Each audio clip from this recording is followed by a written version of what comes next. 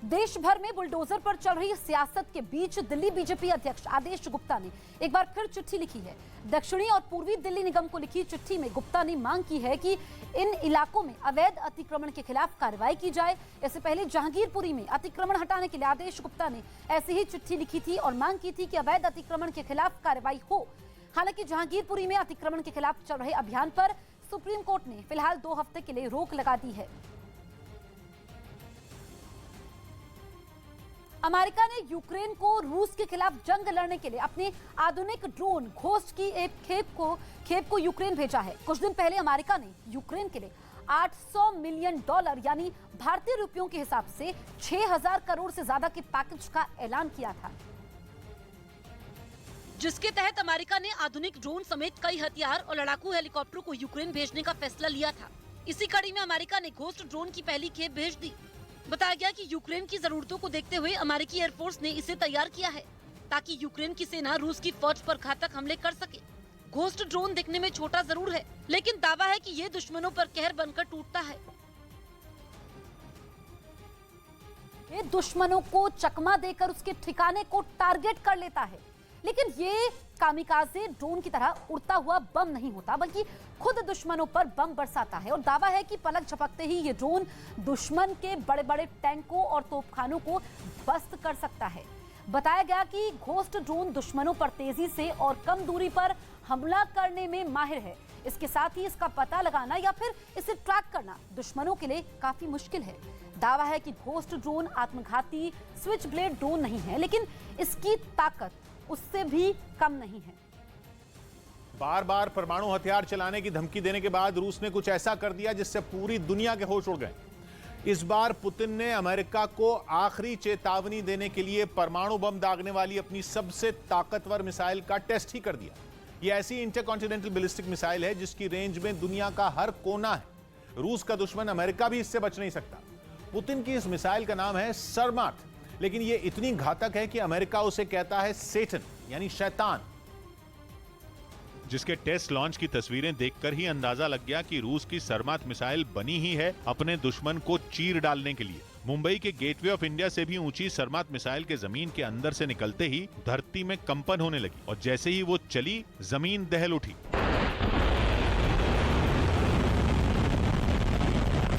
Missile इतनी तेजी और इतनी ताकत से उड़ी कि जमीन पर धुएं का जबरदस्त गुबार उठा, जिसमें सब कुछ ओझल हो गया। ऐसा लगा जैसे धुआं नहीं बादल हों जो जमीन पर आ गए हों, जैसे बर्फीला तूफान आ गया हो। दावा है कि यह मिसाइल रूस का सबसे खतरनाक परमाणु हथियार है, इसलिए उसके टेस्ट लॉन्च पर खुद पुतिन मॉस्को से ही अपनी नजर बनाए रहे। और सेना और रक्षा मंत्रालय के बड़े अधिकारियों से एक एक जानकारी लेते दिखे। मिसाइल टेस्ट से पहले रूस के रक्षा मंत्री सर्गेई शोइगु ने पुतिन को पूरी तरह ब्रीफ किया और फिर शुरू हुआ मिसाइल टेस्ट, जिसके सफल होते ही पुतिन ने अमेरिका को आंखें दिखा दी। रूस का दावा है कि सरमात मिसाइल सिर्फ उसकी ही नहीं बल्कि सबसे ज्यादा रेंज वाली पूरी दुनिया की सबसे ताकतवर मिसाइल है। इतना ही नहीं, रूस की इस मिसाइल टेस्ट की टाइमिंग भी काफी अहम है, क्योंकि एक तो अब यूक्रेन की जंग बेहद गंभीर मोड़ ले चुकी है, वहीं रूस लगातार अपने परमाणु हथियारों के जखीरे का दम भर रहा है। उस पर उसने अब सरमात मिसाइल का परीक्षण भी कर दिया, जो कि रूस के उत्तर पश्चिम में मौजूद अर्खानगिस्क प्रांत से लॉन्च की गई और वहां से रूस के दूसरे छोर यानी बिल्कुल पूर्व में बसे उसके कमचत्का प्रायद्वीप पर जाकर अपने टारगेट पर फट पड़ी। मतलब मिसाइल ने दुनिया के सबसे बड़े देश रूस की लगभग पूरी चौड़ाई माप ली और करीब 5500 किलोमीटर का सफर तय किया। पुतिन को अपनी इस सरमात मिसाइल पर इतना विश्वास है कि उनका दावा है कि यह ऐसी मिसाइल है जिसका मुकाबला मुमकिन ही नहीं। सरमात मिसाइल की स्पीड 25,000 किलोमीटर प्रति घंटा से भी ज्यादा है, इसलिए रूस का कहना है कि उसकी मिसाइल को मार गिराने वाला एयर डिफेंस सिस्टम बना ही नहीं। इतना ही नहीं, इसकी रेंज है 18,000 किलोमीटर, यानी दुनिया के बड़े से बड़े शहर रूस की मिसाइल की जद में है।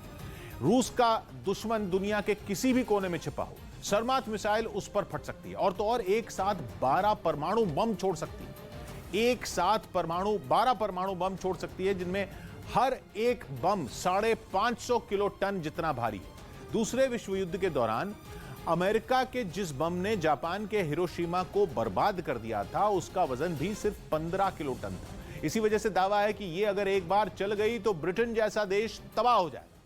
और तो और ये अपने महज एक हमले में फ्रांस के साइज जितने देश को भी दुनिया के नक्शे से मिटा देगी।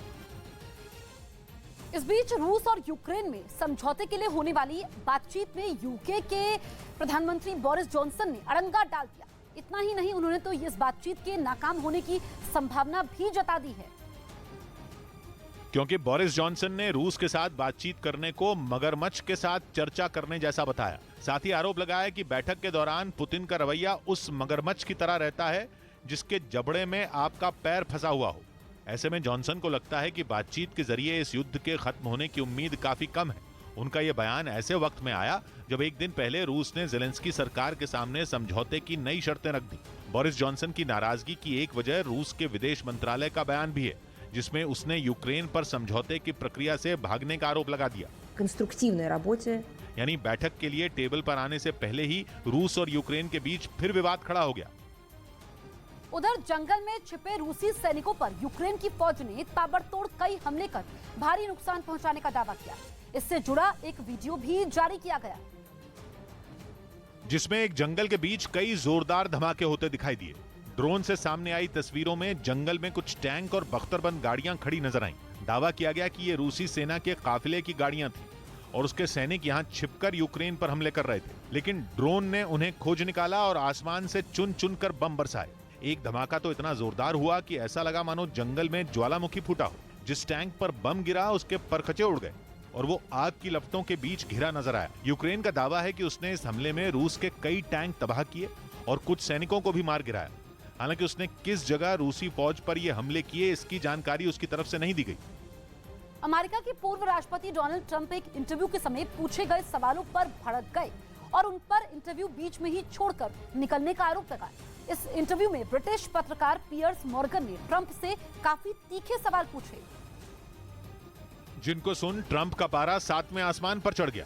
आलम यह हुआ कि डोनाल्ड ट्रंप इस इंटरव्यू को अधूरा छोड़कर वहां से चले गए। Finish up the interview. हालांकि अभी ये इंटरव्यू टीवी पर आना बाकी है, लेकिन इससे पहले ही इस शो का एक वीडियो सोशल मीडिया पर वायरल हो गया, जिसमें ट्रंप पिछले राष्ट्रपति चुनाव के नतीजों पर बात करने से बचते दिखे।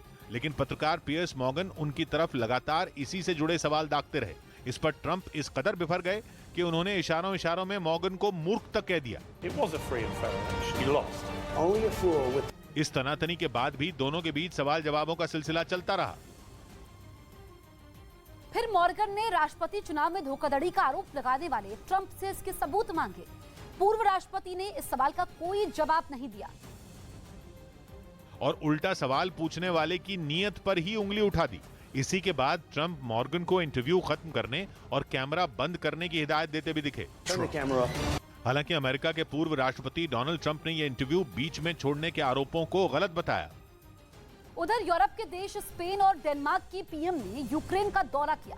ये दोनों रूस के हमलों से यूक्रेन में हुई तबाही की जानकारी लेने के लिए राजधानी कीव पहुंचे, जहां राष्ट्रपति ज़ेलेंस्की ने उनका स्वागत किया। इसके बाद वो जंग से तबाह बोरोद्यांका के दौरे पर निकल गए। टूटी हुई सड़कों से होते हुए उनका काफिला वहां के एक इलाके में पहुंचा, जहां उन्हें रूसी हमले से हुई तबाही के निशान दिखे। इन नेताओं को अपना सफर जारी रखने के लिए इन्हीं टूटी इमारतों के बीच से गुजरना पड़ा। मिसाइल हमलों की वजह से वहां की ज्यादातर इमारतें खंडहर में बदली दिखी। इस दौरान स्पेन और डेनमार्क की प्रधानमंत्री ने जंग से जूझ रहे आम लोगों से भी बात की। बाद में इन्होंने यूक्रेन के राष्ट्रपति के साथ कीव में बैठक की और उन्हें हर तरह की मदद देने का भरोसा दिया। इतना ही नहीं, स्पेन ने तो यूक्रेन में फिर अपने दूतावास को खोलने का ऐलान कर दिया। यूक्रेन के हमले के कुछ घंटे बाद उसने अपने इस दूतावास को बंद कर दिया था। वहीं रूस के इवानवा में रक्षा क्षेत्र में रिसर्च से जुड़े एक इंस्टीट्यूट की बिल्डिंग में भीषण आग लग गई, जिसकी चपेट में आकर 5 लोगों की मौत हो गई और 12 लोग घायल हो गए। सामने आई तस्वीरों में पूरी इमारत आग की लपटों के बीच घिरी नजर आई। ऐसा लगा मानो अंदर कोई बम फूटा हो। तेज लपटें खिड़कियों को तोड़कर बाहर निकलती दिखी। आग इतनी भयानक थी कि देखते ही देखते चंद मिनटों में चारों तरफ धुएं का गुबार छा गया। दमकल की कुछ गाड़ियां आग पर काबू पाने की कोशिश करती नजर आईं, लेकिन आग इतनी भीषण थी कि हेलीकॉप्टर को बुलाना पड़ा। हेलीकॉप्टर की मदद से आग पर काबू पाने के लिए कई राउंड पानी की बौछार की गई, जिसके बाद आग का तांडव कुछ हद तक शांत हुआ। आग जब लगी तो इमारत के अंदर कई कर्मचारी काम कर रहे थे, जिनमें करीब 150 लोगों को सुरक्षित निकाल लिया गया। हालांकि आग कैसे लगी इसका पता नहीं चल सका।